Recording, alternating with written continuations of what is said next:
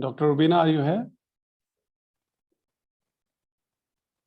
I think there's some problem. So what we Adil, I think she's gone offline. Yes. I think she's gone offline. We can continue. Yeah, so we can come back to her later. Dr. Mansoor. So Dr. Mansoor is assistant professor at Department of Aerospace Sciences and Strategic Studies at the Air University. He will speak on India-China competition implications for region and Pakistan. Dr. Mansoor. Yes, thank you very much. So again, my question that was asked was how is India and China competition likely to shape and what could be its implications for the region and Pakistan? So I have made compiled some information, so I'm going to read from that mostly.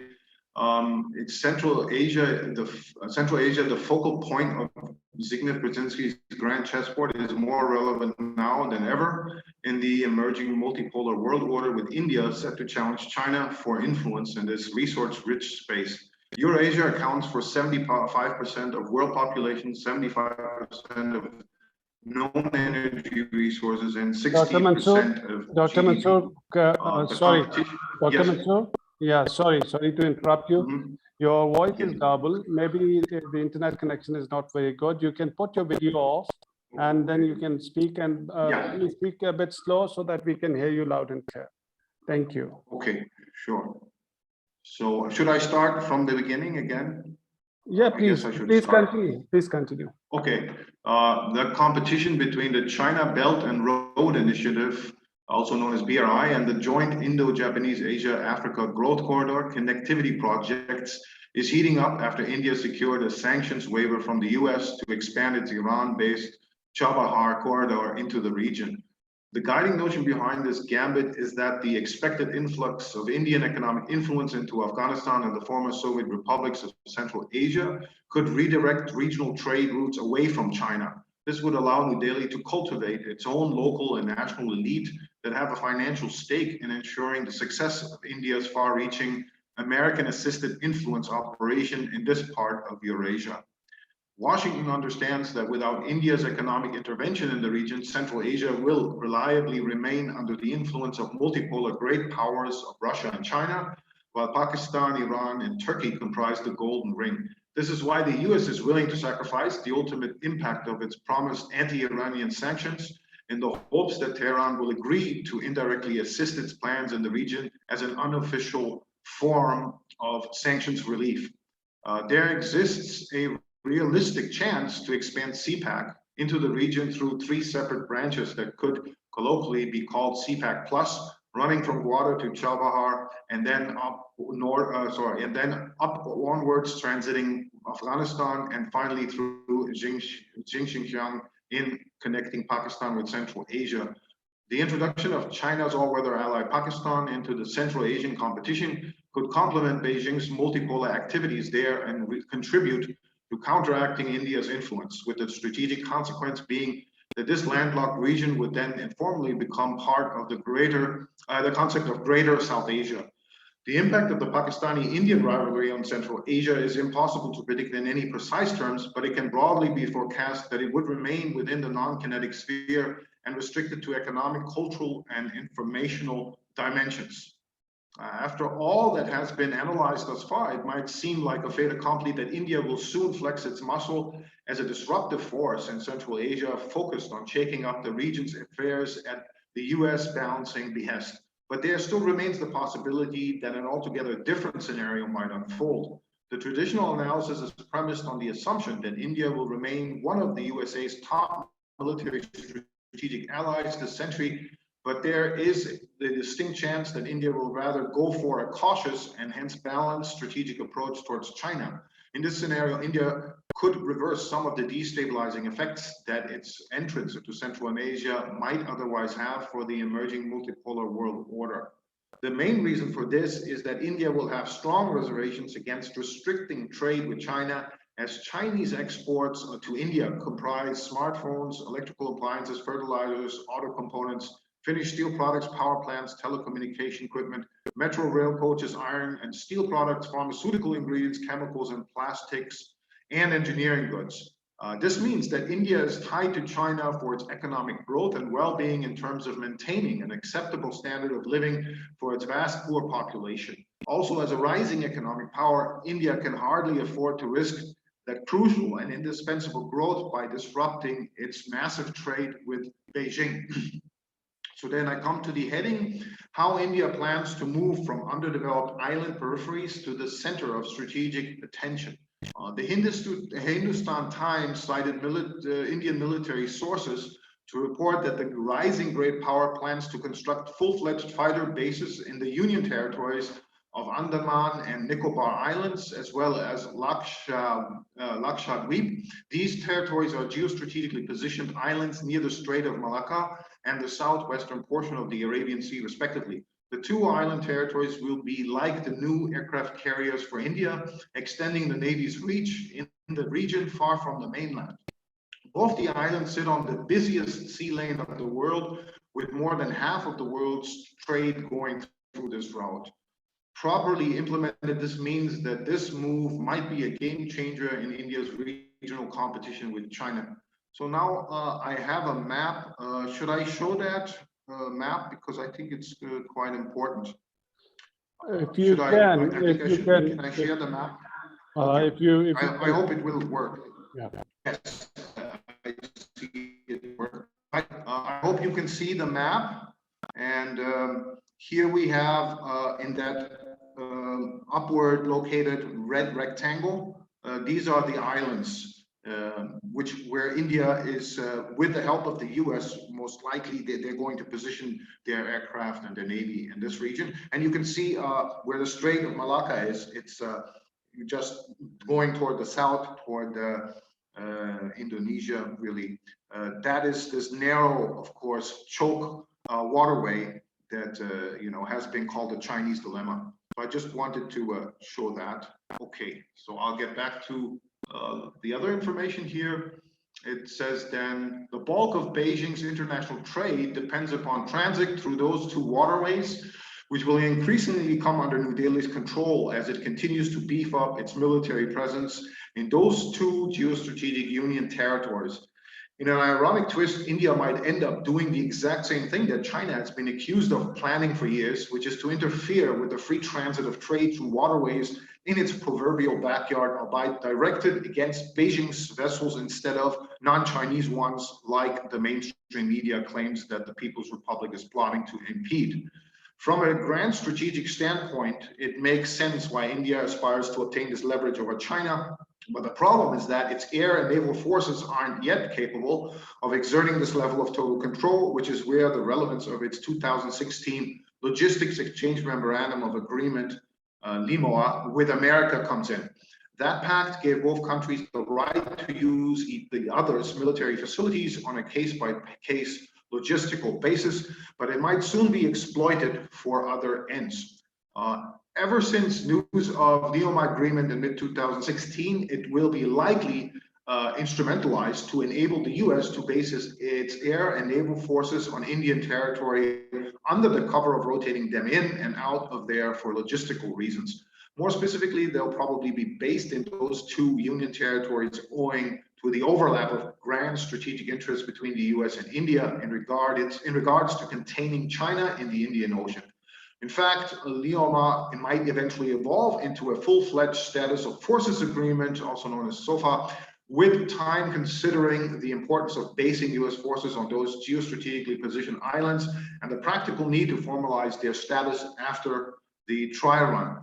Faced with this latent threat, China will naturally be inclined to double down on the Belt and Road Initiative, BRI, flagship project of the China-Pakistan Economic Corridor, CPAC, especially its branch corridors under the umbrella of CPAC Plus. In particular, the Western one could see China pioneering overland trade with the EU via Iran and Turkey, while simply using CPAC as a shortcut to the Afro-Asian Ocean would immediately negate the challenge posed to China's maritime trade with the bloc by the joint US-Indian control of the Strait of Malacca through their bases in Andaman and Nicobar Islands.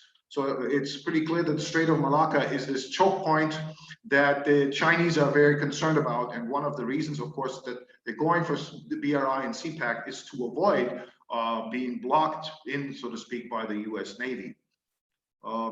There's another map. Let me see if I can show that too. This is also just to see, just a second.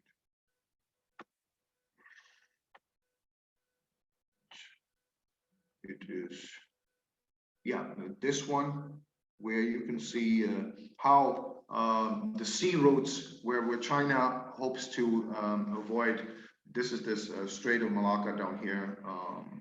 That's just, I just wanted to show you that this is how, and there's of course Gwadar, and you can see how close it is to Oman and the whole Gulf region. Okay, so I will continue. So in other words, China's response to this challenge is predicted to be its acceleration of work on implementing the west part of the CPAC Plus vision for facilitating overland trade with Europe, as well as strengthening its sea lines of communication, SLOC, between CPAC's terminal port of Gwadar and sister sites in the Horn of Africa and East Africa. The massive series of deals that are reportedly being negotiated between China and Iran should help accomplish the first of these grand strategic objectives, while the People's Liberation Army/Navy plan rapid advances in the past decade mean that it's more than capable of protecting CPAC plus the sea lines of communications, at least the southern CPAC actually, and the sea lines of communications, at least for the time being, especially when one factors in the observation that Beijing chose geostrategically positioned Djibouti as the location of its first ever overseas base. This facility shows the interest that China places in Africa, and it's likely that it will seek to reach Lioma-like agreements with the countries hosting its two main regional BRI ports, Kenya and Tanzania. Taken together, this should be enough to defend against such latent threats. India is ambitiously trying to contain China in the Afro-Asian Ocean through the South Asian states' plans to establish full-fledged fighter bases in the geostrategically positioned Union territories of Andaman and Nicobar Islands and Lakshadweep.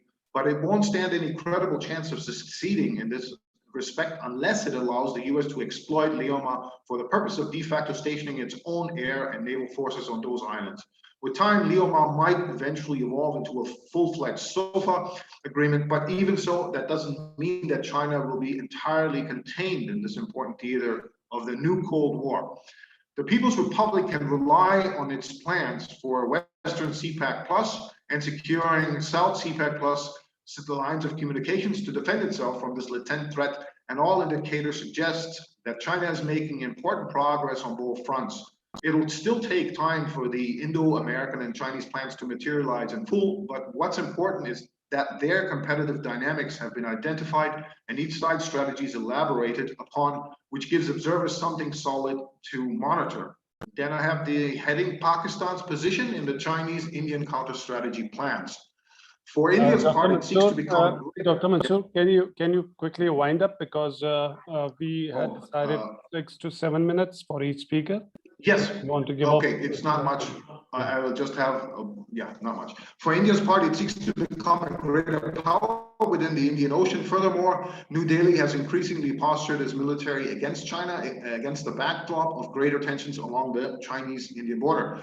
China appears to be pursuing its own strategy to break out of the Quad's containment policy, including measures to place India in check. Part of this strategy includes growing ties between Beijing and Islamabad. This includes the mentioned network called CPAC. CPAC also includes a gas pipeline from Gwadar to Nawab Shah, which will eventually enable gas imports from Iran. Beyond CPAC, China is also building power plants across Pakistan, developing stronger ties between various Chinese and Pakistani industries and institutions, and developing closer Chinese-Pakistani military ties.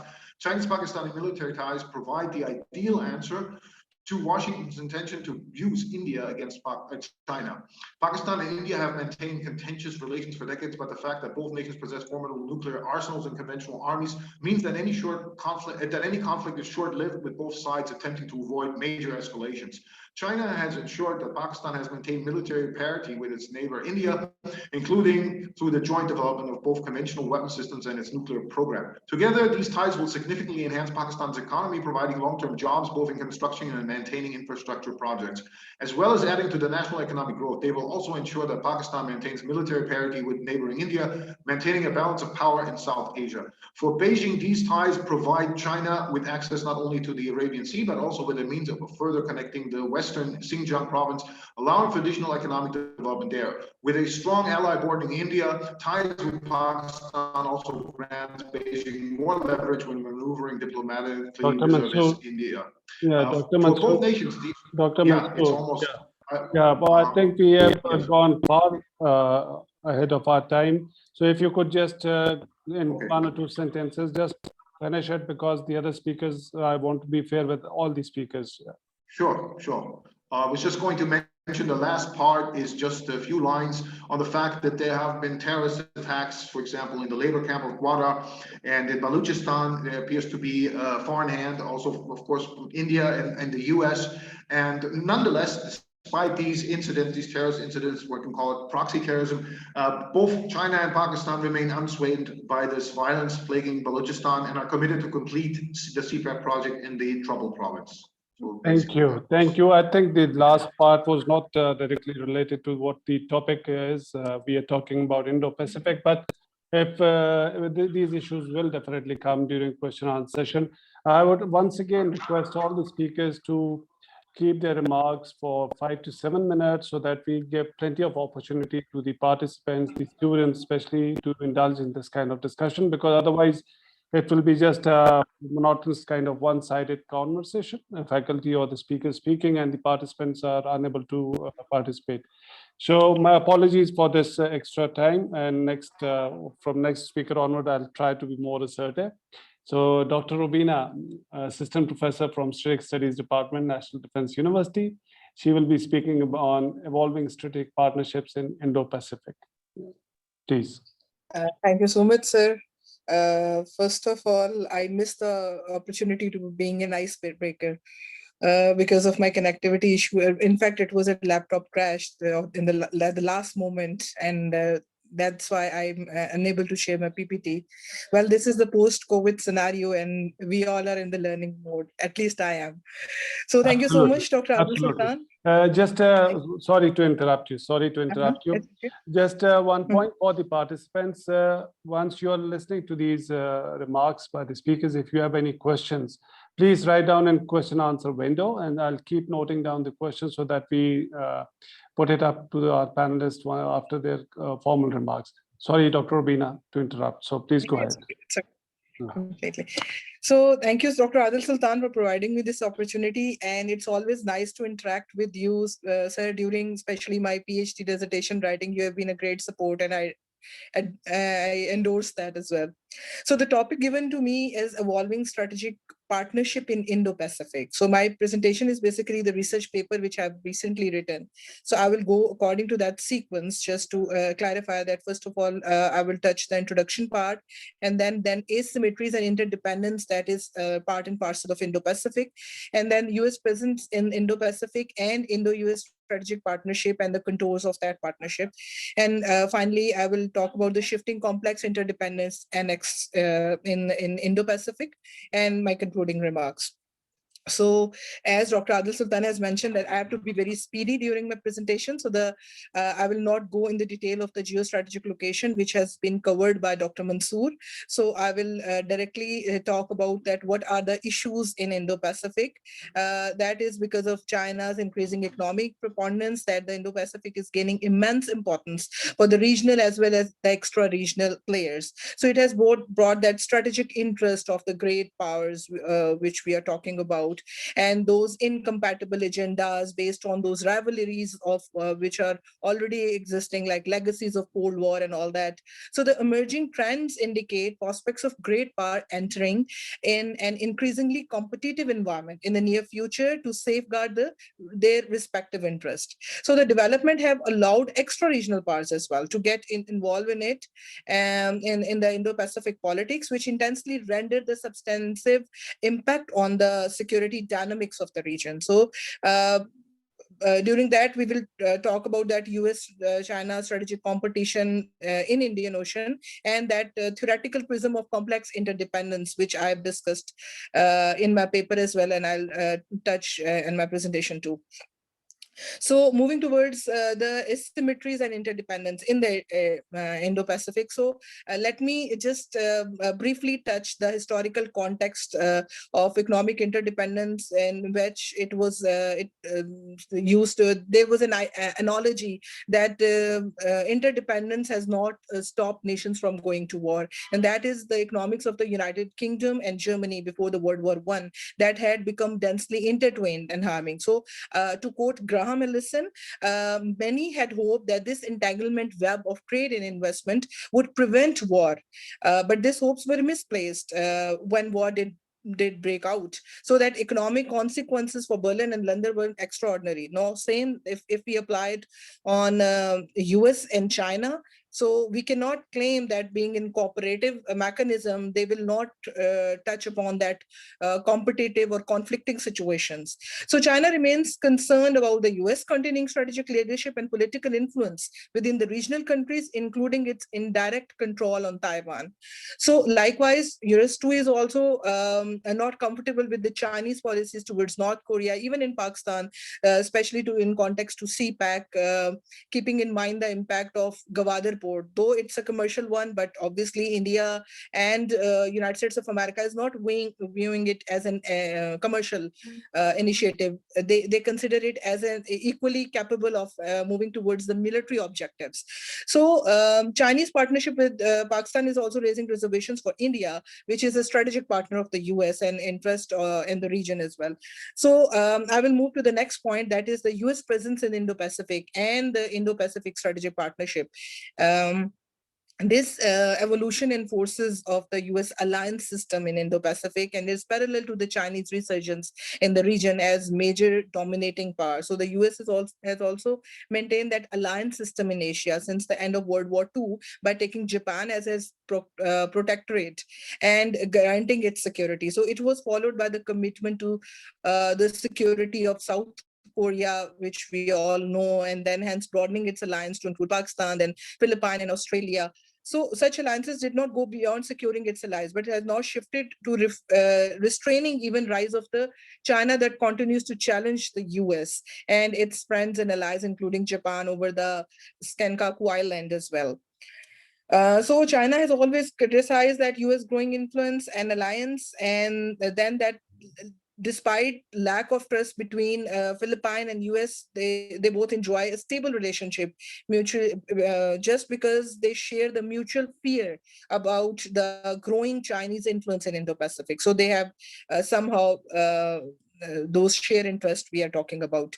And the next point will be the shifting complex interdependence axis.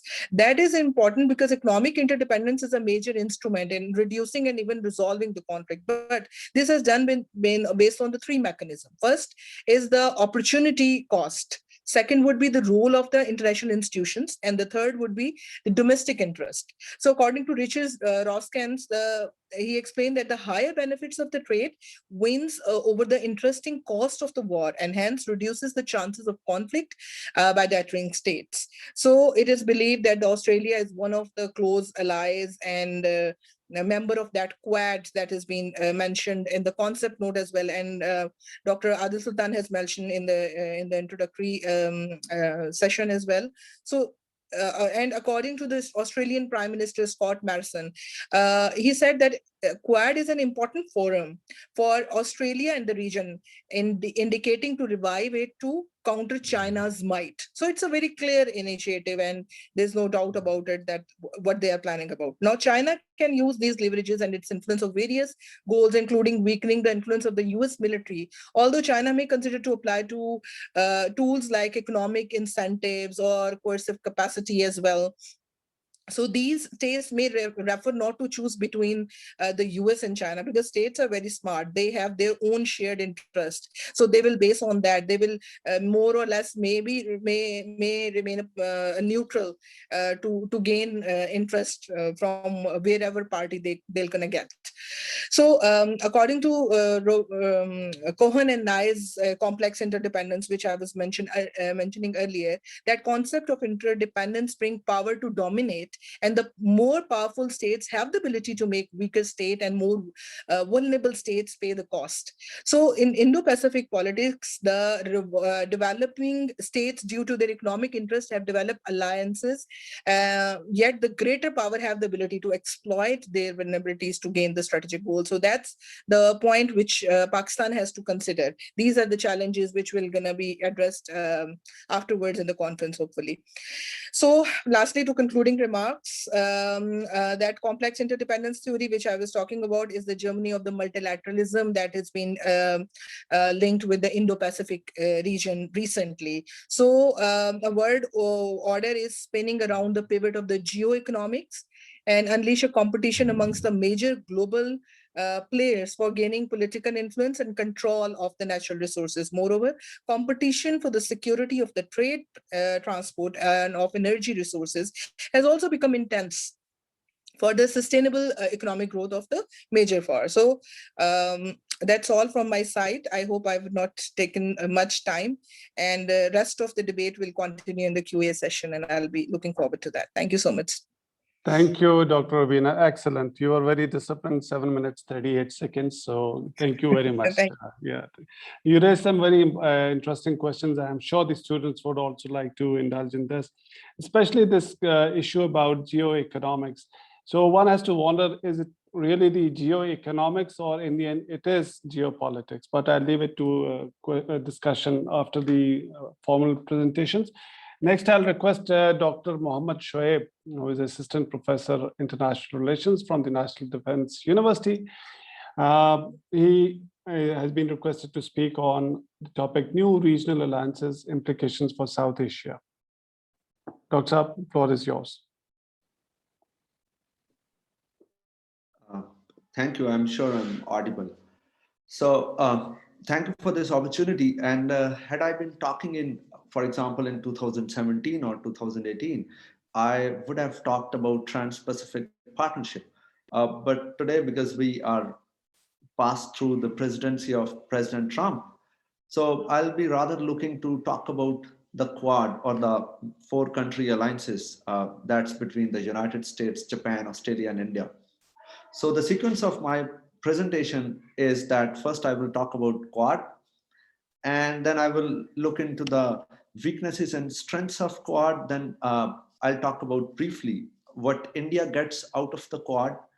And in the last part, I'll look at how and what to expect in South Asia. So for most of the times when we hear about Quad, we hear terms like the NATO of Asia or the new Cold War in Asia. But Quad is far away from the military alliance such as NATO. And the Quad which we see today, it's more sort of a revival than sort of an origination of a new idea. And if we look at the working of Quad, perhaps there is no direct reference to China or even military security. For example, if we see the joint statement of the Quad leaders, or if we read the op-ed that was produced by the 4 Quad leaders, we do not see any direct reference to either China in Indo-Pacific, or we don't even see any direct reference to military security. What we see in Quad, a focus on the COVID-19 vaccine, and then facilitating cooperation over emerging technologies, and then mitigating climate change. So it's more sort of a broad network that covers multiple aspects. By that, we do not mean that Quad does not look into the military dimension. It does. But along with the military dimension, it also looks into other aspects that really makes it different from NATO. So it's more a loose-knit network of like-minded partners which live far away from each other. And then they are united by principles such as democracy, such as their aspiration to have a rule-based order, and then a free, open, and inclusive Asia Pacific that becomes a force of good for every state in the region. And then the Quad partners, they also understand that the threats that China poses, they are not existent on the military level, but they are also there on economic and technological levels. For example, China is a pivotal player in global supply chain. And most visibly, it has emerged as a global vaccine supplier. And it's one of the major investors. Someone has already talked about CPAC and BRI in detail. So I'm not going into it. And then China is also rising as a technological power in both Asia and the world. So these Quad partners, they intend to talk to China, at times compete, at times cooperate in multiple aspects. For example, when it comes to the military dimension, these Quad partners, they are against China and they are in competition with China. When it comes to a technological advancement, perhaps they are also in competition with China. But when it comes to climate change, they are not in competition with China. In climate change, they intend to cooperate with China because China is a willing cooperative player in terms of climate change. As a focus on the military dimension, the cooperation between the Quad partners has been increasing over the last 2-3 years. For example, initially India and United States, they engaged in Malabar exercises, but later on they included Japan, and now it was the first time that Australia also participated in the Malabar exercises. And then these four sides, they have consolidated their military responses by building nested strategic partnerships. You see, United States is partnered with almost every single state. It has bilateral alliances with both with all India, Australia, and Japan. And then Australia and Japan are already working for almost a decade. And now India, Australia, and Japan, they are also working together. So these four states, they are sort of willing partners in the region. But what we can expect from Quad in the future is that we may have something like Quad Plus that includes Canada or even France. Perhaps they will begin from participation in military exercises, or perhaps we can also see New Zealand and United Kingdom becoming parts of this Quad Plus arrangement. But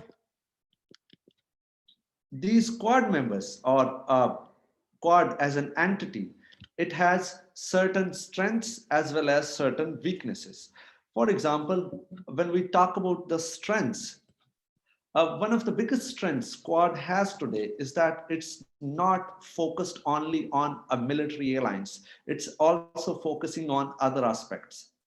That also makes us less susceptible to neutral states. Secondly, all Quad members except for India, they are rich and they all are democracies, and then they are strategically positioned. And third, the openness of Quad, it actually works against the Chinese blame of on Quad that calls it an enclosed small clique or a small group on Cold War minded mentality. So it's far away from Cold War mentality.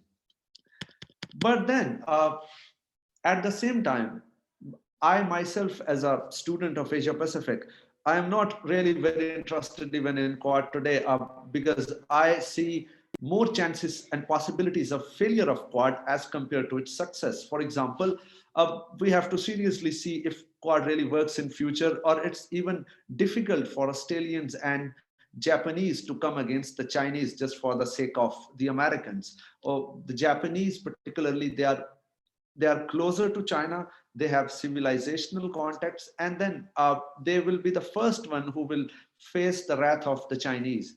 And third, it's very difficult for all three other partners to trust the Americans because, as we have seen in the Trump age, Americans can go back anytime.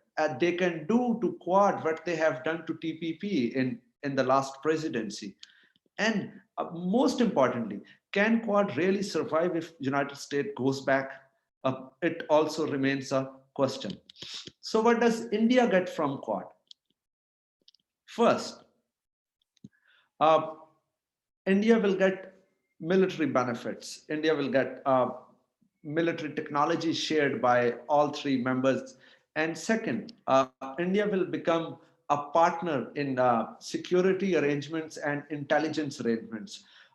We have seen the Five Eyes network already working in Asia, and of course working very successfully. So all India will earn is access to more intelligence, both on Pakistan and also on China.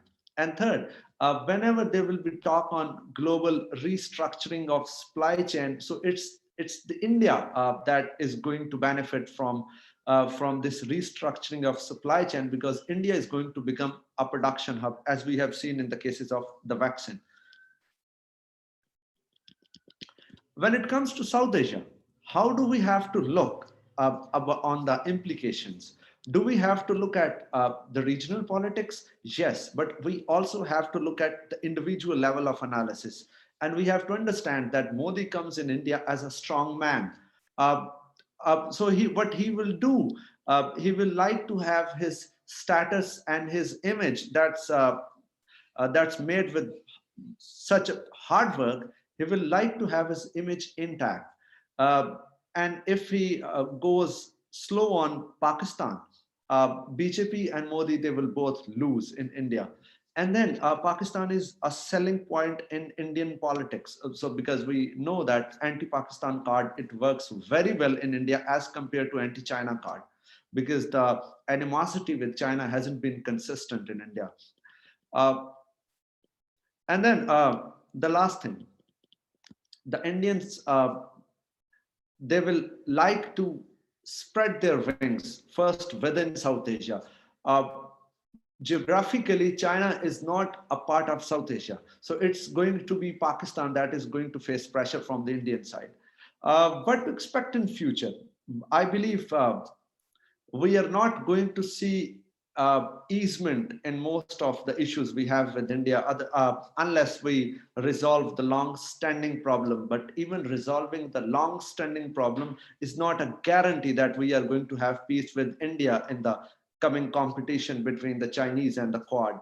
And secondly, my understanding tells me that competition and enmity is likely to grow in this region, not only because of India's grown role as a partner in the Quad, but also because of the willingness of the Americans to punish and constrain the Chinese and their friends.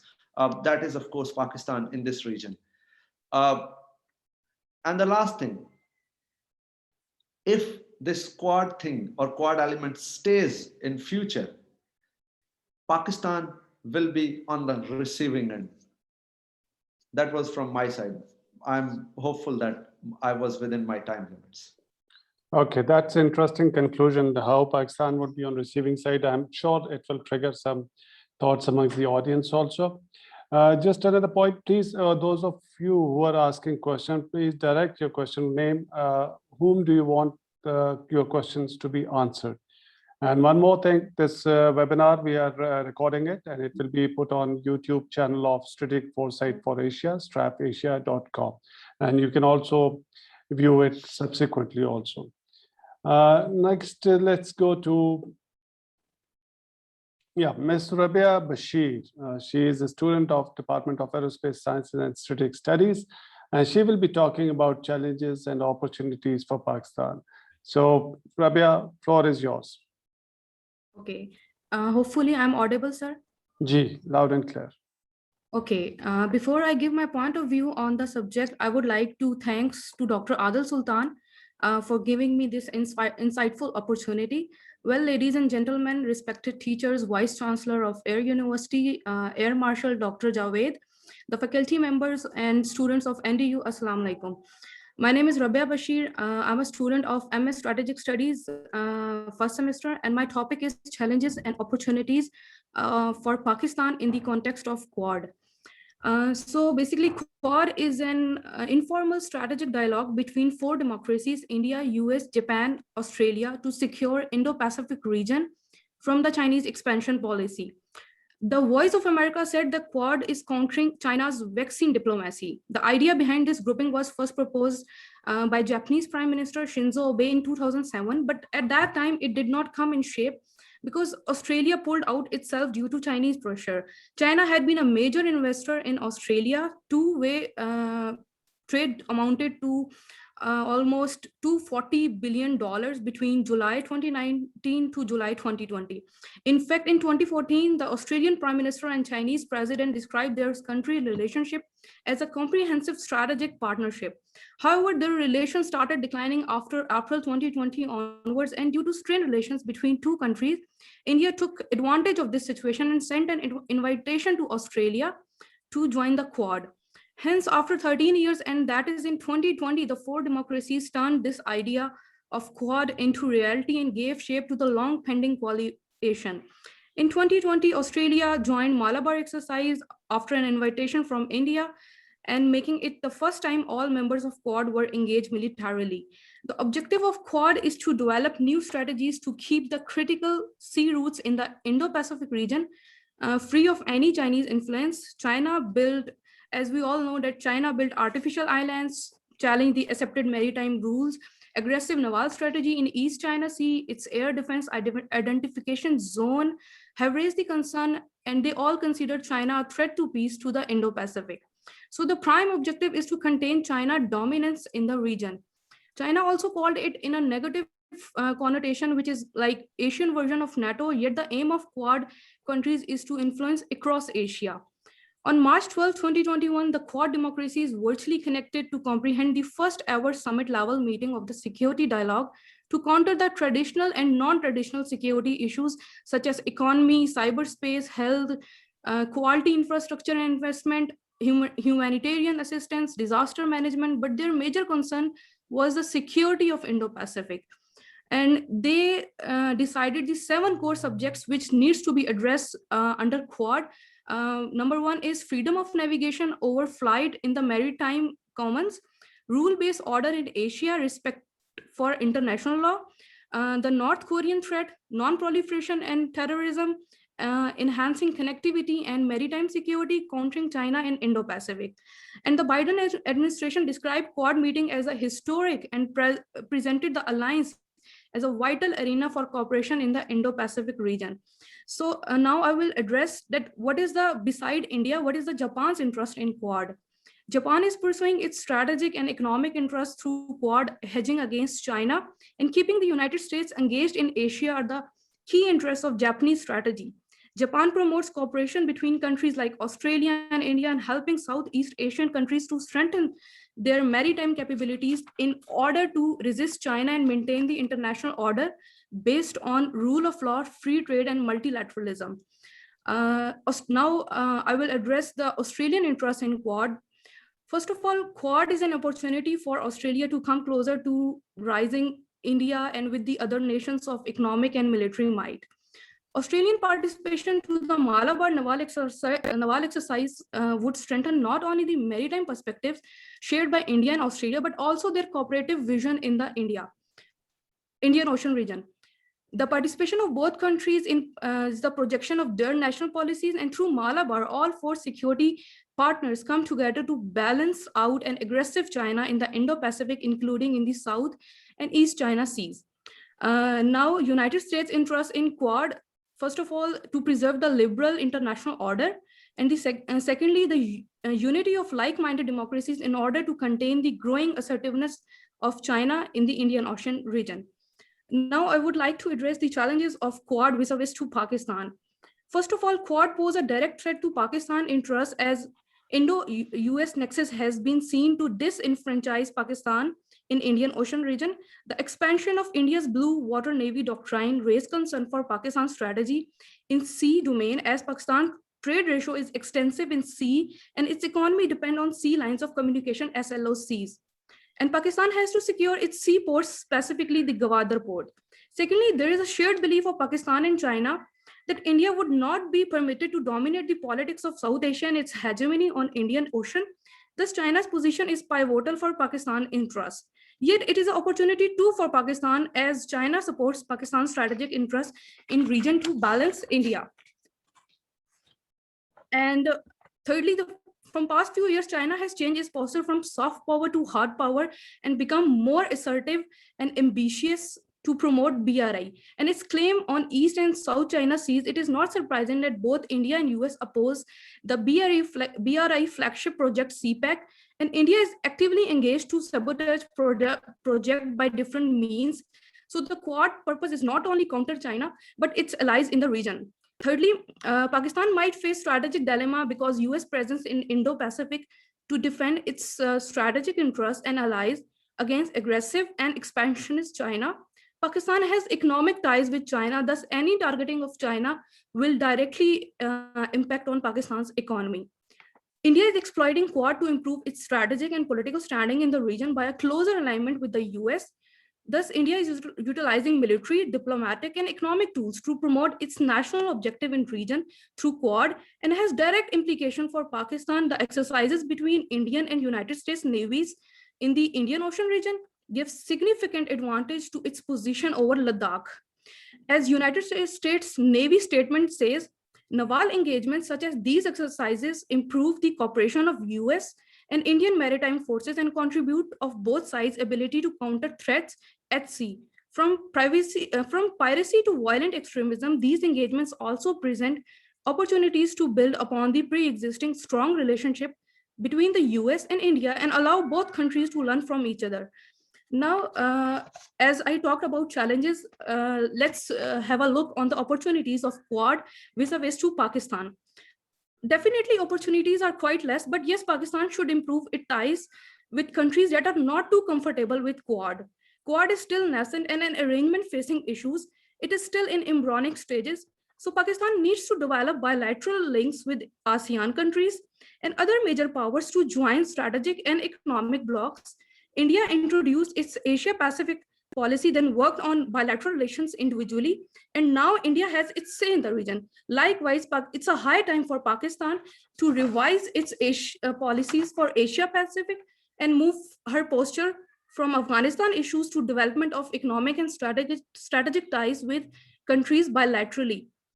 The recent visit of Russian foreign minister after almost a decade is a big opportunity for Pakistan in this regard for balancing its position in the region.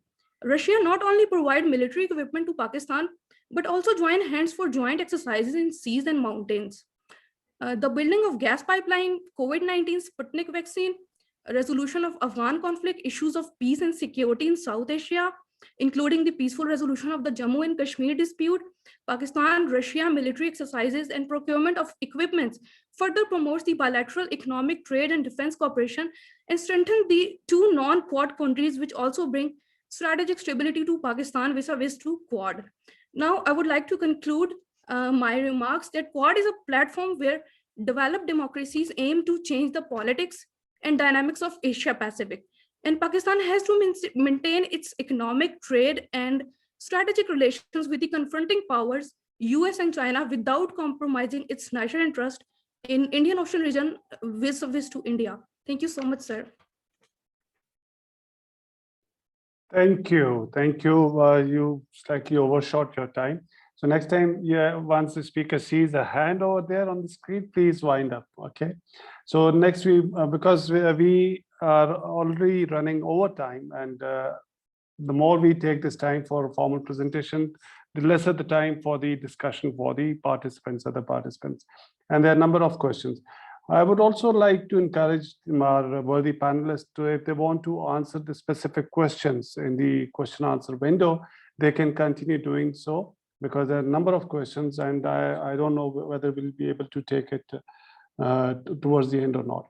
Next, we move towards Ms. Asma Bilal from National Defense University. She is a PhD scholar and lecturer in Department of International Relations. Her dissertation is on Sino-Indian naval competition in Asia Pacific, implications for Pakistan. She is also teaching international politics of Asia Pacific region in Department of IR. Ms. Asma, floor is yours. Thank you so much, sir. First of all, I would like to thank Dr. Adil and Dr. Rubina for providing me opportunity to speak here. I will be talking about the challenges and opportunities for Pakistan. And to build my case, I would say that I will instead start from a statement which is 7 old decade, but it is as relevant as in today's scenario. Relations between India and China are of great importance, not only to the Asia's destiny, but also to the future of the world. This is written in 1952, and this is very much valid in our today's world. The rise of China as an economic power that is undergoing a rapid change. China's Belt and Road Initiative and India's policy of extended neighborhood or Act East policy is actually part of its two ocean strategy. Wait a minute. The rise of China as an economic power, and then that is going on a rapid military modernization. Their concepts like community of common destiny. China has no doubt become a leading power today, and India is also emerged as a rising power in Asia with the fastest growing economy, huge market, huge diaspora to support it, and huge foreign investments. So the two countries, they are together 38% of the world population. They have a shared past, shared borders, civilizational past, colonial legacies, which are quite similar, but their relationship is more characterized by asymmetric threat perception, which is rooted in the troubled past, power asymmetry, contradictory intentions, and perceived role in shaping the future of the world. Both countries, they are following, as I told earlier, two ocean strategy that is very much clear from their policies, from their strategies. China's particularly BRI and Maritime Silk Road projects, they are seen by United States as a threat to the existing US-led rule-based international order and its dominance. And India, they are also in rivalry with each other. They have a asymmetric rivalry in the past. They have troubled relationship. They also consider China's BRI as something which is threat to their regional presence. So they also decided to support the US-led alternative free and open Indo-Pacific strategy. How Pakistan is relevant in it? Pakistan is constructing an energy and trade corridor, CPAC, which is a flagship project of BRI, and they have a friendly relationship over the past so many years. And on the other side, Pakistan is in enduring rivalry with India.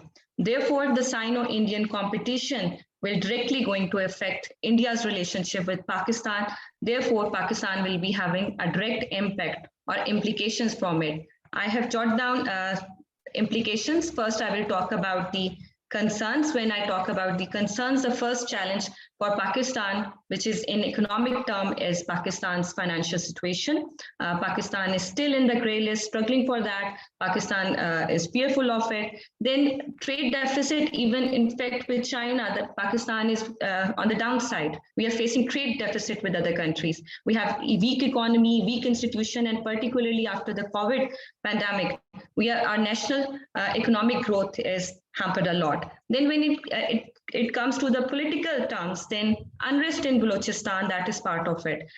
Coming from the outside external forces, our national security advisor, they have presented a memorandum. They have opened up a conversation, they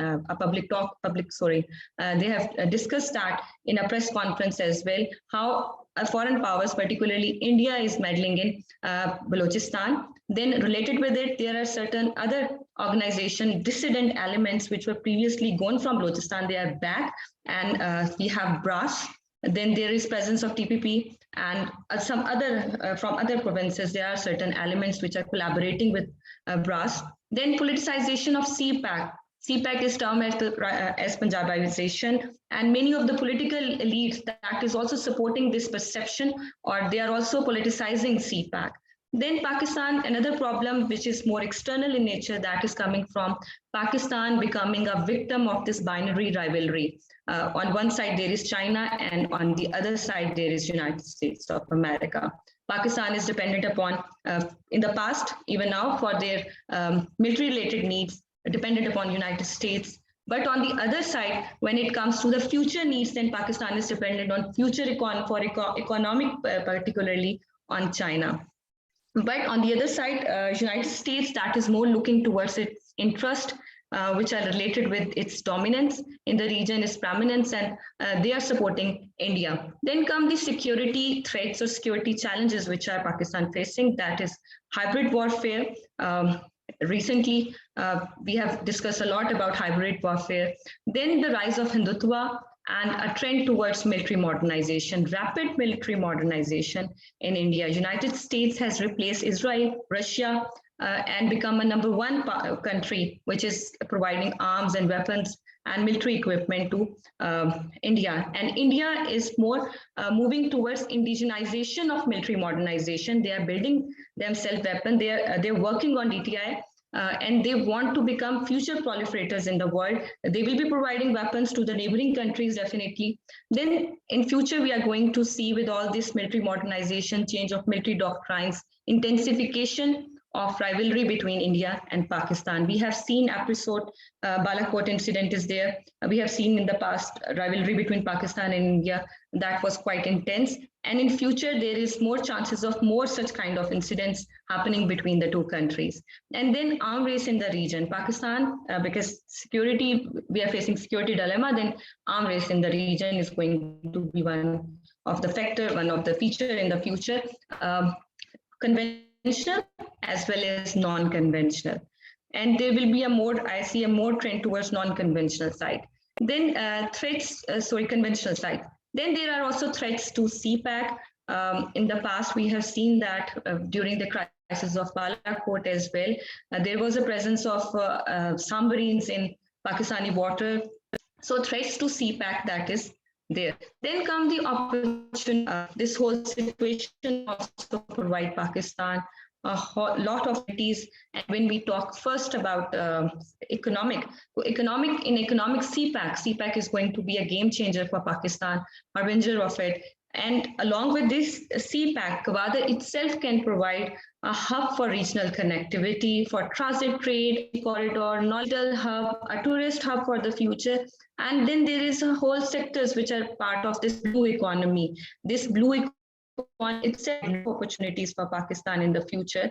And then another thing which in the previous, there are certain elements who were very fearful of this Chabahar port. Now that threat is gone. Now Chabahar in Iran and Gwadar and Chabahar ports are going to be the sister ports in the future.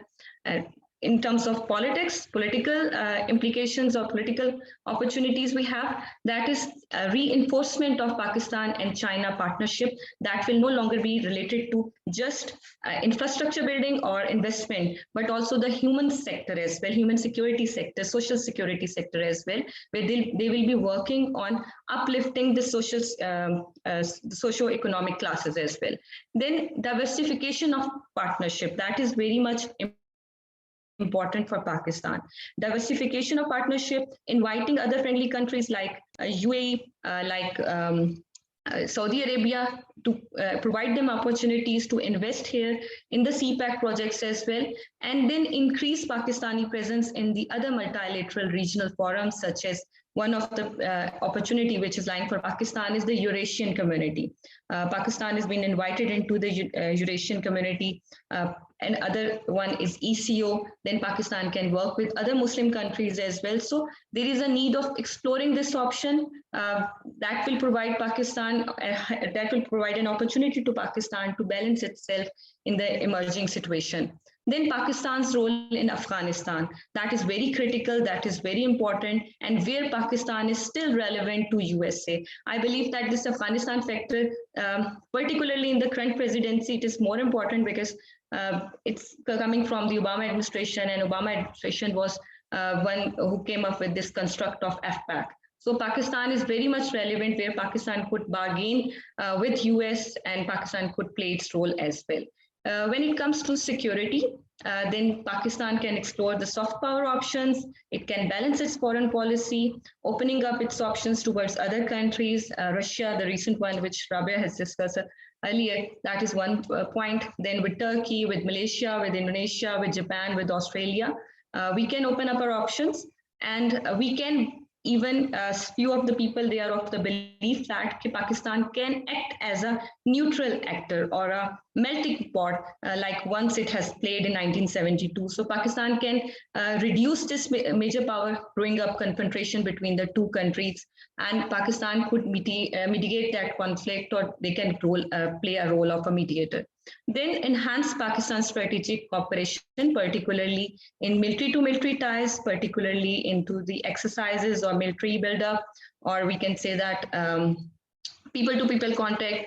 That is also possible. That is also opportunity for Pakistan. Pakistan is right now, in fact, has increased its naval modernization, military modernization with the help of China. So to conclude, I can say that the competition between India and China, that will create opportunities and challenges for Pakistan's national security.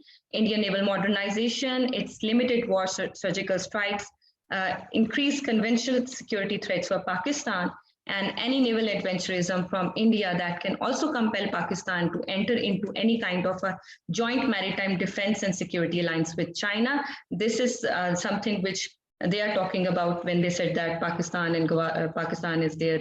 There is a naval base in Gwadar. So there is a possibility that these all of their threats that can manifest. The deepening of China-Pakistan relationship will open up door of opportunities for Pakistan. CPEC will not only create jobs and investment opportunities, but it will be a hub for vibrant international trade and transit and economic activity, particularly the blue economy, the economic sector. Then the spilling of India-Pakistan rivalry will also result in the rise of hybrid warfare, which is quite critical for Pakistan. Inside Pakistan, there might be more attempts to sabotage CPAC or political stability or law and order situation in the country. Therefore, to conclude that the intensification of the didactic enduring rivalry between India and China will also intensify the enduring rivalry between India and Pakistan. Thus, this overlapping enduring rivalries are going to create more instability in the region, and that is the point of concern. I hope I covered in time. Thank you. This is all from my side. Thank you. You overshot your time, and I think we have only last speaker, and I'll request Yasal Ahmed. He's student of BA second semester from International Relations Department of NDU. Yasal, please try to complete in 7 minutes or so that we have plenty of time for discussion. Yasal, yours. Sir, am I audible? Yes, loud and clear. All right. Let me begin by quickly sharing my screen so that you all can follow along.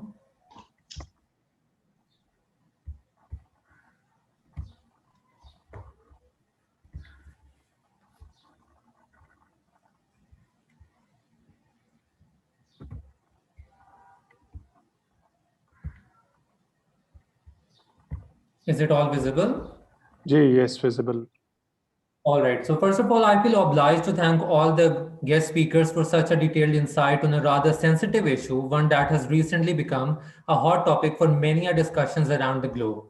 I would like to especially mention how honored I feel to be only 19 and a student of second semester international relations and still be given an opportunity to speak at this forum of distinguished speakers. And for this, I thank the IR faculty at NDU. Now let's start by discussing what is really happening around us. Why are we actually here? USA is trying to bring a blockade around China, which aims to prevent the rise of a potential superpower beyond its borders. In this bid, USA has teamed up with three of the most strategically important countries to form a comprehensive offensive.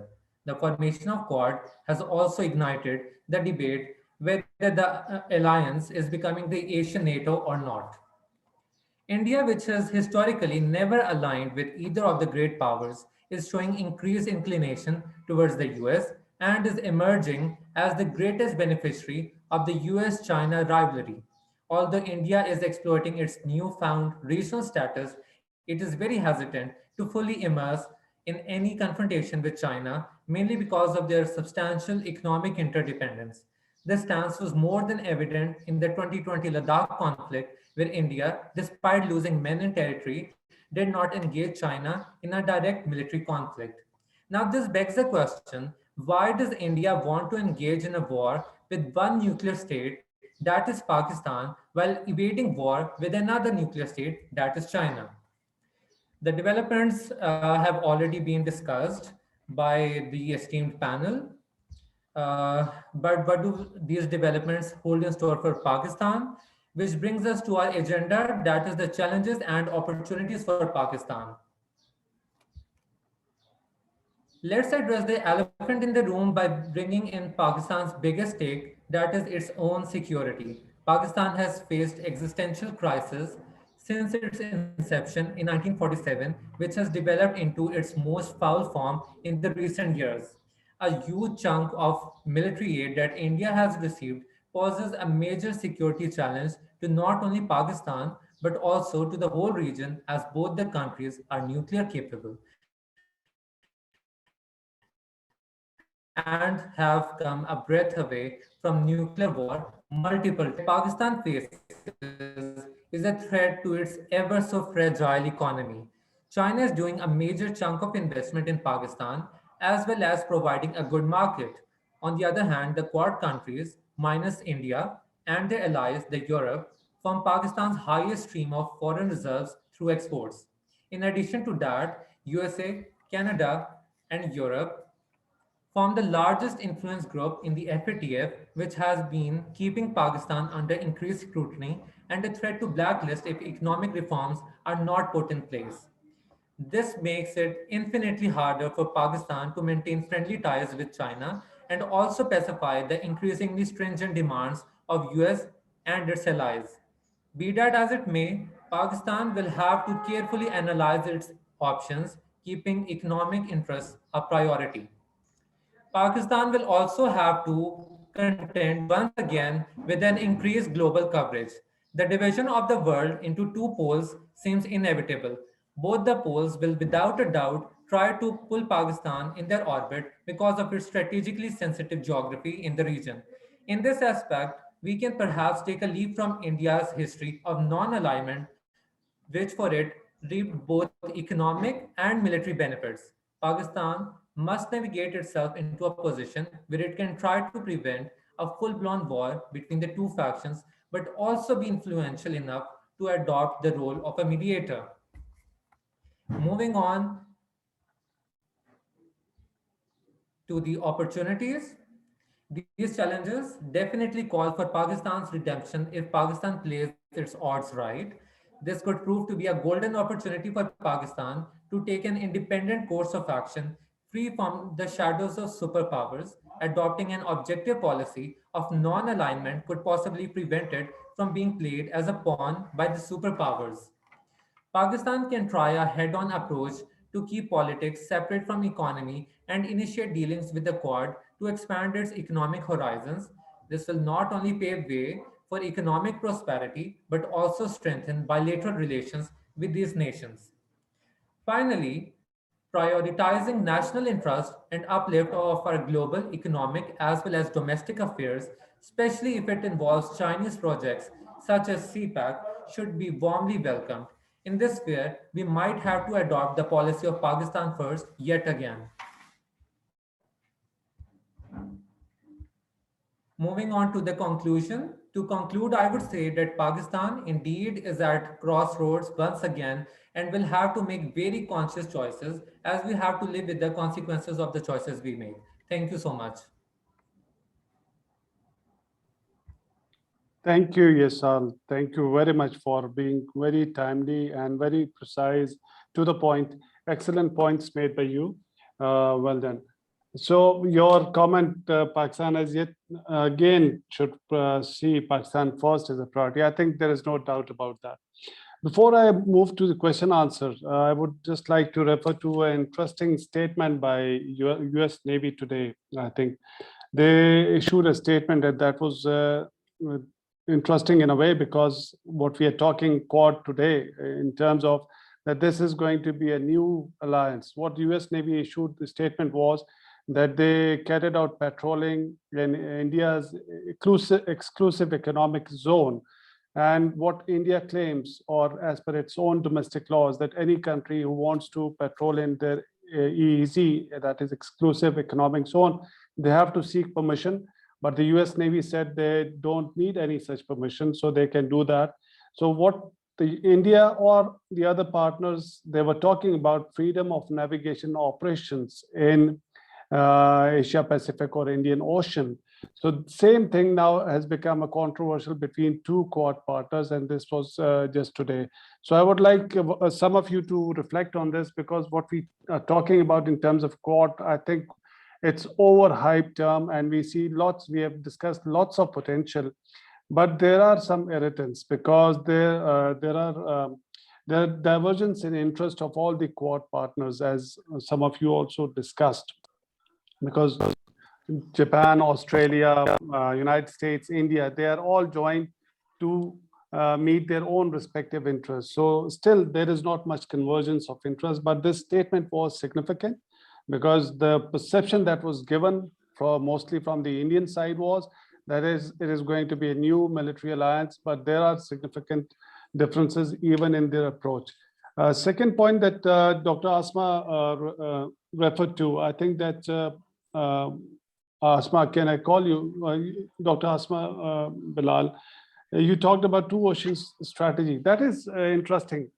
Reason being, if India can claim that it is a two ocean power now, or other countries can claim, like Australia first coined this term of Indo-Pacific.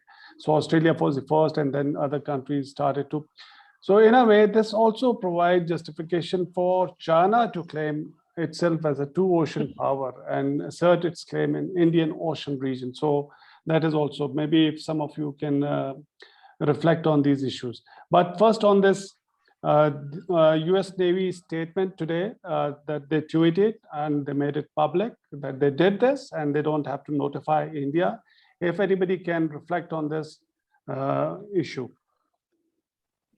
Yeah, if I may take this question. Yeah, I think that, as you said, you're right, that the Quad has been kind of hyped. It's been, by the US, it's been, made into this new idea and concept that these democracies will go along with each other in containing China at the very least. But I think you can see, especially economically, and not only economically, but there's just too much, China is just too big. If you look at the three and we can even include the US, but if you look at the three US Quad members, Japan, Australia, and India, their #1 trade partner in 2020 and most of the years before has been China, right? I mean, alone the trade between the US and, China and Japan was $140 billion last year. India is somewhere 58 billion, I think, and the Indians have even increased their share with the trade with China, despite their border conflict and despite the pandemic. And Australia has a whopping 43% of trade along with China.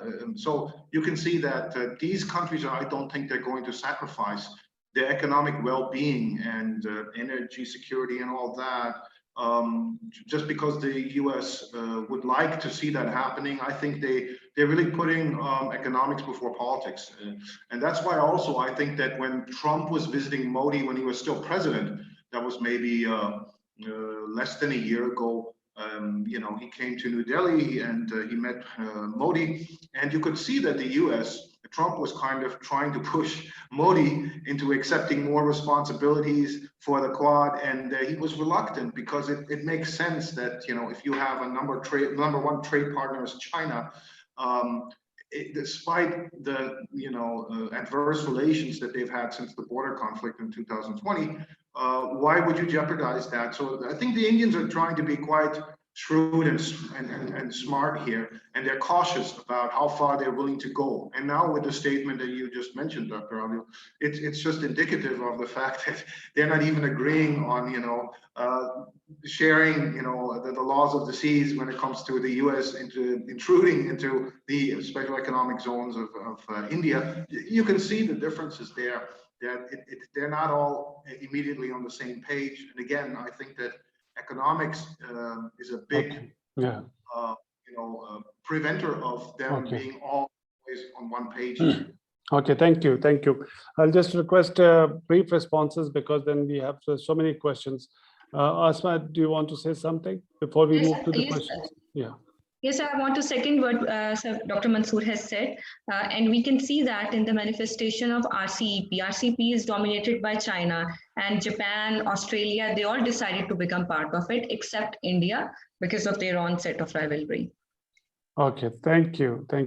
Now we move to the questions posed by our participants. First is to Dr. Rubina by Saweer Ahmed. How effective do you think Quad is, especially once it's been irregular and lately distributing medicines only in controlling China? So overall, is it going to be effective or not? One, I'll just dish out 2-3 questions, so then I'll request my panelist.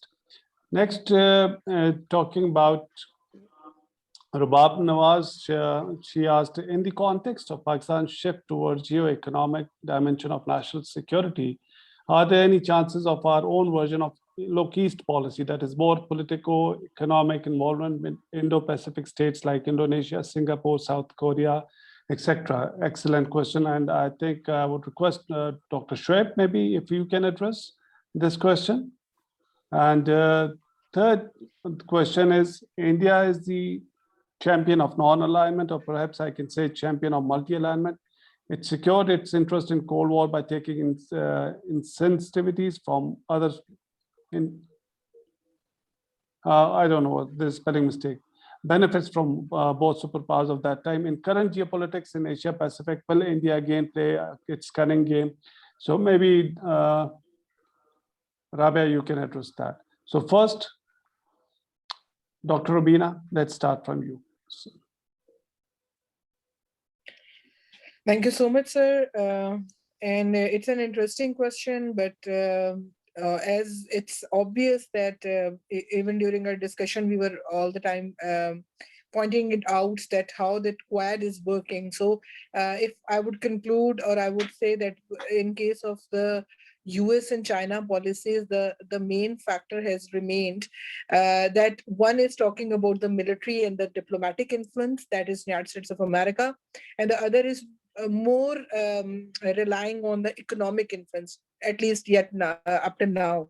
Though there is lots of Western literature that is referring towards that potential of China being use of military and all that, but still recently we would say that that influence is more in an economic sense. As Dr. Shoaib has mentioned earlier as well, that what would be the future of Quad? We have to still wait and see. That's the wait and watch policy. So it's like we have to wait that whether they will be able to attain those goals in the COVID scenario. Obviously, that has been turned towards that economic cooperation with that vaccine, COVID vaccine collaborations and all that. But it has been switched towards that. But still, this policy is not directly now will directly affect if it will be successful, because obviously they are completely ganging up against the Chinese influence, and they want to work out in this sense. So I hope I've answered your question. Thank you, Dr. Shoaib. I have actually written answers for all the questions that were directed to me. Okay. So I'm a busy guy, but I just briefly want to talk about on certain points. What I see among the students is a tendency to talk about Cold War more and more. And secondly, what I see from their expressions is that they are still in romance with the Cold War terms. So my suggestions for the young generation of analysts is that you have to stay very cautious while using these Cold War terms, because it's possible that we are not going to see them or going to see them in use again. And secondly, what my experience of working for almost 10 years on Asia Pacific tells me is that international politics alone does not tell you anything about this region. Unless you study the history of Japan, South Korea, Australia, and China, and then their bilateral relations with the Americans, particularly for last 70 years, most of the things won't make any sense. And third, do not go into the trap of heavy words, for example, destined for conflict. For example, Thucydides' ideas of a war between established power and establishing power. If you want answers from for Chinese and American competition, you have to look more into the politics of China and how Xi Jinping's rise has affected it. And so I have been working on this project actually. I have been collecting data on what Americans have been saying with regard to the rise of China for last 20 years. So I have developed my own database. Actually, I was trying to win a project. I'm still in process. But that was my advice. And even good scholars like Graham Allison, who has been mentioned again and again, they are also making certain mistakes when they try to compare the competition between United States and China, and then they try to relate it to the Cold War. Analogies are good, but they are not very good to study this relationship. Thank you. Thank you. So who is next? Maybe Rabia and Yasal, if you could address this question, because both of you talked about challenges and opportunities. So this question about from Rubab, it's about in the context of Pakistan's shift towards geo-economic dimension of national security. Are there any chances of our own version of low-east policy that is more politico-economic involvement with Indo-Pacific states like Indonesia, Singapore, South Korea? So let's have the youngsters share their views on this issue. Rabia, first you and then Yasal. Okay, thank you, sir. As I already said, that Pakistan needs to shift its policy from Afghanistan to development of its economic and strategic relations with the non-Quad countries. Pakistan can also make its an alliance of non-Quad countries and it's introduce its East Asia policy, which not only in interest of Pakistan, but also the interest of the peace and stability of the region. Okay, okay, thank you. Yasal, do you want to say anything about it? Well, yes, I believe it is quite possible, as Pakistan is already engaging in various endeavors with South Korea as well as Singapore. So I believe it is quite possible. Okay, great. Short and crisp. Thank you very much. So, May I contribute? yeah, Asma, please go ahead. What is happening exactly that India's Hindutva, India's policies, India's hegemonic ambitions are actually pushing the neighboring countries of South Asia, of India, neighboring countries of India, to look towards alternative options. For example, Bangladesh. You will see there is a close connectivity. Recently, Imran Khan visits and we are more close towards Bangladesh, and the Bangladesh government has shown quite an interest. Same goes with Myanmar. So the opportunities are coming up. Great, that's interesting point. Okay, let's move on to Sara Nazir has asked a question from Dr. Rubina. Does Quad alliance pose a serious threat to China, or can it really counter China's rise? Is there any counter strategy from Chinese side? I think more or less it was discussed, but Dr. Rubina, you may like to address this question. Then there is a question from somebody anonymous who has asked, can Quad have implications on BRI regions other than Far East Asia? That is from Middle East to Africa and from Central Asia, Russia to Eastern Europe. Maybe Dr. Mansoor, you can briefly address this question. And the third, or maybe Dr. Mansoor can address the next question, which is referred to him. How can we say that Quad in context?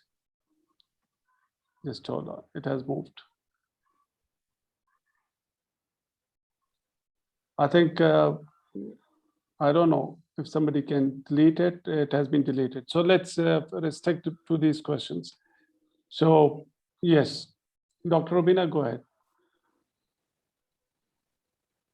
Thank you so much, sir. So, what is the response of China for Quad? Though we have discussed it, to briefly just go through it, that China has developed closer links with many nearby states, and its presence extended its presence in Indo-Pacific after this Quad strategy. It has invested huge amount of economic collaborations with Pakistan, with Sri Lanka, Maldives, Bangladesh, and it has associated with the notion of we have discussed earlier as well, that string of pearls. So that is we can say that Quad is the response of that string of pearls, but we can just speculate it. So it seems that it have created that negative perception that China's intentions, because of that string of pearls, that intention of Chinese intervention was being propagated a lot from the West. So that's why that was the response. So China's core motives in the Indo-Pacific are still economic and commercial advantages, and rather than the military one. So though Western analysts are suspicious of the future of the Gwadar port, as I discussed earlier, which was built by the help of Chinese. I guess I should stop here. Great, thank you. Thank you very much. Dr. Mansoor. Yes, the question was, I think, about India becoming a great power. What was No, it's about, can Quad have implications on BRI regions other than Far East Asia? That means from Middle East to Africa and from Central Asia, Russia to Eastern Europe. Yes, it could have implications because we're talking about obviously these maritime powers, and they could be, preventing the Chinese trade if BRI is hampered with the Middle East and beyond, also Africa. So it could have an impact there in maritime affairs. Okay, thank you. Thank you. So next question is from Aisha Zafar to Rabia Bashir. Sorry. Do you think Quad is the best vehicle to address specific bilateral grievances between China and individual members in the grouping, while the Quad is united by a shared concern about an assertive China? Each member has a divergent set of grievances with Beijing. So how do you see the future of Quad? So that's directed to you. But I'll also follow up with a question from Tayyib Shahzad. How countries like Vietnam are going to deal with the security dilemma of being caught in the rivalry between China and United States? Further, what economic opportunities the ASEAN countries have by joining with the United States and Quad against the aggression of China? Maybe Ms. Asma, can you deal with this question? Okay, go ahead, Rabia, first you. Okay, thank you, sir. Sir, first of all, Quad is still in the nascent position and it faces arrangement issues. It is still in embryonic stages. I don't see the future of Quad is, you can say that, a bright, because every country, whether it's Japan, Australia, even US, have the bilateral relations with China. And these all countries have economic relations. They have, as I said, that $240 billion amount has been trade relation between Australia and China. So in 2019 and 2020. So when a state comes into its national interest, its economic interest, it's very sometimes it's very difficult to go against to the state China to against China for their common interest. No doubt, it's a security dialogue. It's a humanitarian assistance. There are other issues too, non-traditional issues. But when it comes to a country's economic, I don't think so that these Quad countries could counter the China in that way. Okay, great. Ms. Asma?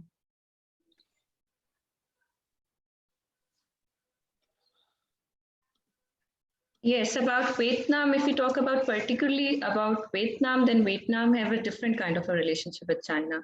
That's more troublesome.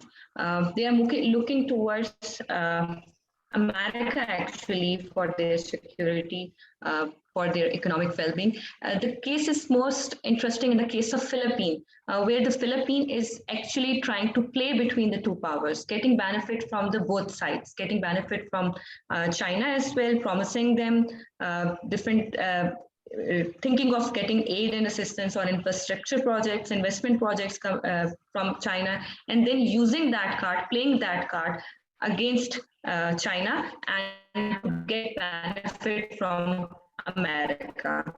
If you look into the report the last Trump administration gave in the Department of State report that is related with FYP, in which they have explained a set of economic opportunities, trading opportunities, or investment opportunities that FYP is going to give to the ASEAN countries.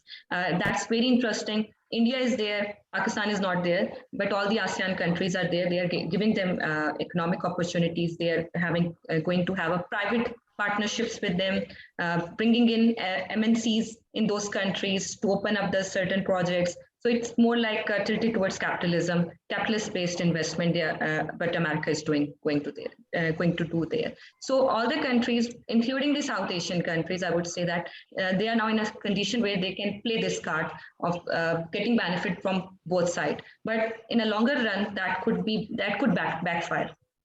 So they can trap into certain condition where they have to choose between any one state. So that will be difficult for the regional countries. Great, So far, great. Yeah, thank you very much. I think there are lots of questions related to geoeconomics and less reference to geopolitics. I'm talking about the commentators or the participants who are talking about, because we see this region from a particular lens. So that's why probably that's influencing us. But the final question that I'll pen before you answer the rest of the question, for the students and the panelists also to answer, is it all geopolitics or geoeconomics? Because we have to go beyond BRI and CPEC and see how this world politics is shaping up. But let me get back to some of the questions from the participants. This is from Muhammad Hamza Athar. China CPEC versus US Quad alliance. One is economic soft power alliance and the other is an informal military alliance.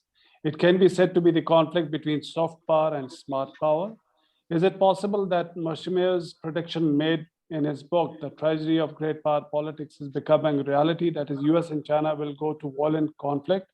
How will US defend if they go to war as in history? As in history, US paid the same soft power influence in Marshall's plan. Is CPEC creating the strings of pearls to counter any friction from other regional and international powers? I think what I just mentioned before this question, the theme is same, but if somebody wants to address this, I'll be very happy. So anybody who wants to take this? I think that he is referencing saying that book that I read, The Tragedy of the Great Powers by John Mearsheimer. But a violent conflict between the US and China, I think, is highly unlikely, because obviously they're both nuclear powers. They both do a lot of trade with each other still. Actually, the funny thing is that the Trump trade war has actually slightly increased the trade between these two, great powers. So a direct war, even in the South China Sea, I think is highly unlikely. It's more going to be a proxy type of war, hybrid warfare, economic warfare, and maybe the Quad will also, of course, add to that. But I don't see a violent conflict between these giant countries. Least of all because of their nuclear arsenals. I just don't foresee that happening. All right, thank you. So building on the same May I theme. add one line to it? Yeah. Yeah, Dr. I just second Dr. Shoaib by adding it that that's what the economic interdependence context was saying, that keeping in mind the conflicting issues, still their economic alliances are much more powerful. And even the states which are ally of those states are also enjoying those shared interests. So there are very less chances, or let me put it in, as apparently Dr. Shoaib has put it, that there are least chances of any direct one-on-one confrontation between the both. Great, thank you. I think we are nearing end of our time. But for last question, somebody asked, I think that's interesting, Ibtisam. Can Pakistan actually adopt the policy of non-alignment? So anybody who wants to take it. Obviously, I'm this is in the gonna context take of it. what is happening in Quad and CPEC and BRI. Yeah, please go ahead. So actually, the gentleman also asked another question, and that was if the United States and China, sorry, the Quad members and China, if they are going to have an economic conflict, who is going to lose the most? My position was that there's not going to be something like that. Or even if we want to answer such questions which suddenly come into our mind. So I said it's going to be China. If there's an economic competition, so Chinese are going to lose very clearly. But can Pakistan really adopt a policy of non-alignment? That takes me back to my original position that we have to really forget the Cold War. It's not going to be an ideological conflict between the Chinese and the Americans. And don't take the Chinese as the Soviets. For example, the Soviets were not really part of the economic game in the world, but the Chinese, they are the largest traders in the world. And it's not really going to be two ideological poles against each other. They are more like two states, two empire kind of states against each other. Fine, just imagine tomorrow if an American president comes in 2024 and he finds out that we have to work with the Chinese, and again we have to give a chance to Chinese as President Clinton did back in 1990s. So where is this alignment and ideological conflict? They will vanish. So we are living in an era which is about rapid changes. But Pakistan is not going to be part of any ideological conflict between these two. It's very possible for Pakistan to cooperate with both sides. For example, we have more to earn when we trade with the Americans. And of course, we can cooperate with the Americans on the questions of climate change. We can talk to the Americans, particularly for education. And then, of course, almost thousands, in fact, possibly a million Pakistani, they are living in the United States. So they can also play a very strong role in bringing Pakistan and United States together. Uh, then also the Chinese are our neighbors, and we have friendship with them for the last 7 decades. So it's really possible for Pakistan to keep trading, to keep talking, and to keep cooperating with both sides at the same time. Great, thank you. I think that's the important thing that Dr. Shoaib pointed out, that we should not be looking at the future, that it is going to be the same as it was during Cold War model. But as students of strategic studies and international relations, we see the world from a specific prism. And of course, people have different perspectives. So this brings me to the last question, and very briefly to all the participants. So whatever is happening in Indo-Pacific, Indian Ocean region, in this region, or at the superpower complex rivalry level, is it all geoeconomics or geopolitics? So just brief answer, I would like each one of you to say. I think that if I may answer it, you cannot separate the two. I mean, they go hand in hand, you know, it's like a political economy worldwide. So to cut through it and say it's either or, I think it's going to be both always. Great. Dr. Shoaib? So I'm very hopeful that you are going to hear the same from probably all of the panelists. I go with the flow, Dr. Mansoor's. I'm agree looking with that. for some dissenting voices also, because that's the objective, to trigger the minds.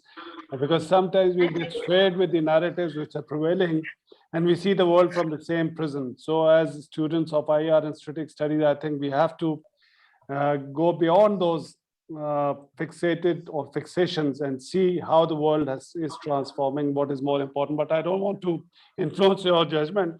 So Yasal, what's your opinion? Well, yes, I definitely agree with Mr. Mansoor that both of these are intermingled, but at the end it would be more economic because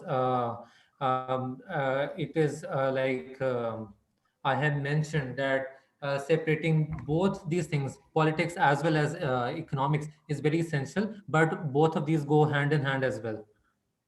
Dr. Rubina? Sir, as per your consent, I would like to differ a little bit, not much. That is that according to my understanding, geopolitics has turned into geoeconomics now. So it's not mergence, it's more about economics now as compared to geopolitics, because extra regional players are also very important and they are playing a very clear role just because of the economic reasons. That's it. Thank you.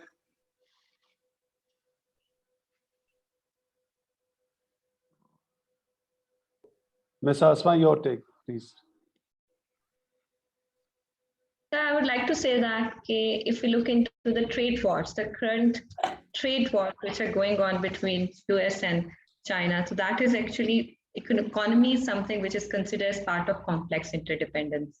Your economies are integrated, you have trade relations, but that economy is actually creating differences between the two states, which is ultimately manifested in this whole trade wars. So it's going hand by hand. Economics is actually, the lines are blurred. I agree with what Dr. Mansoor said. So both things are valid. They will continue. Rabia? Sir, as Dr. Mansoor said, both things go hands in hand, but in my point of view, it's more of geopolitics. And because this quad is basically, you can say that domination of India, Japan, Australia over and US over Indo-Pacific, and to counter China. So it is more of geopolitics than geoeconomics. Okay, great. I guess I'm not one rather. Yeah, no, thank you. The objective was not to get support from what I was saying. It was just to trigger that debate, because sometimes it happens that we get fixated in the existing narratives and we start to view the world from a specific prism. I'm just opening it for the. Yeah, Sal, you wanted to say something? Yes, sir. Sir, I believe that in the end, it all comes down to the economy, as losing an economic war lasts, gives us deeper wounds as compared to any political war. So definitely, in the end, it all comes down to the economy. Yeah, you're right. Economy is important, and I would not contest that. Lekin, what I'm trying to suggest to you is that we have seen one model, success model of China, using economy and emerging as a great power. But we also see other major powers, which are still global powers, like United States spending more than $750 billion and engaging in these kind of alliances. Probably for them, geopolitics is more important, because like Dr. Shoaib said, if there is a competition on economics, nobody can beat China for the moment now. So the other powers, they have also to pick up their strengths, and they won't be competing with China on something that they cannot. So probably for them, geopolitics would still remain a dominant theme. And this is also evident in Quad and the emerging alliances, the way these are being built. This also brings to a question, BRI in the end, yes, this was an alternate way of emerging as a global power by China, but in the end, the objective is political, because they wanted to be recognized as a global power to compete with the United States. So states can choose different paths, because in the end, states struggle to, in this international system, like we say, they struggle to enhance their path potential. So whatever is beneficial for them, they will follow a particular path. So maybe China chose one path, and the United States or other Western powers are still going the same way. This doesn't mean one model is better than the other. All states have to identify their strengths and weaknesses and follow that model. And that's the path to success. That's what I think. And that also, again, referring to Dr. Sher, that we should not be emulating one thing which has happened, because not necessarily state A, if it is succeeding through a certain model, state B would also be succeeding, because circumstances are different.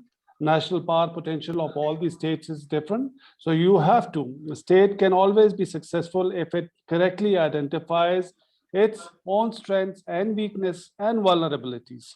And there is no one model that can fit on all these states. So that's my conclusion, I would say. But thank you very much, all the panelists. It was wonderful discussion, and we touched on a very interesting topic. And the idea was to generate this debate, to think beyond our traditional lines of thinking, because sometimes we get fixated on some narratives.